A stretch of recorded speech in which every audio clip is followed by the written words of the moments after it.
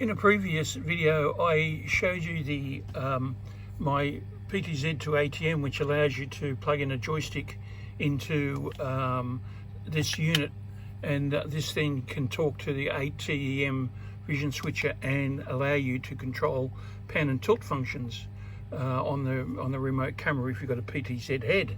And here is in the block diagram. Here is the PTZ to ATEM controller. So you just plug in any old security joystick controller with RS422, which is pretty standard amongst all of them, into the ATEM, and then the ATEM in the return video can control all the PTZ functions of the camera. In this particular demonstration, I'm just going to quickly show you. I'm not using the controller this time. I'm actually going to be using a different device to control it. So here I have the PTZ to ATEM controller box, and in here I've got a USB to RS422 adapter, which you can buy online for 20 bucks or something like that. And then I've just got to go through a little pin-to-pin converter, because the pin layout on here is not the same as the pin layout on here, so it's just a little crossover box. And I'm actually using a program called PTZ Controller, and I'll just give you the information on that. I'll just go for about, and here is the information here. So if you need to find out about them, you can buy the software.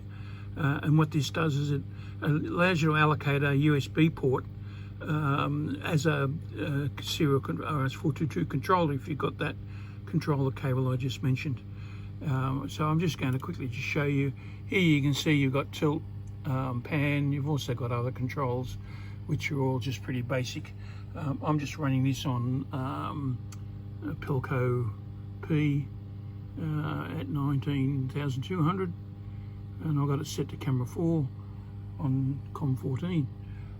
So I've got it just controlling a camera up here.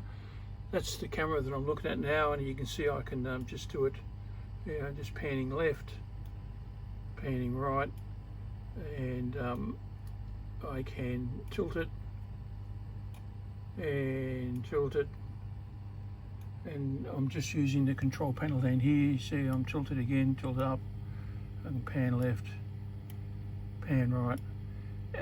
Yeah, so that's using a software control panel in place of a hardware control panel. But the interesting thing is that this hardware control panel is a third cheaper than the actual software control panel, so maybe they'll think about reducing their price a bit. And so that's it, another adaptation for the PTZ to ATEM controller.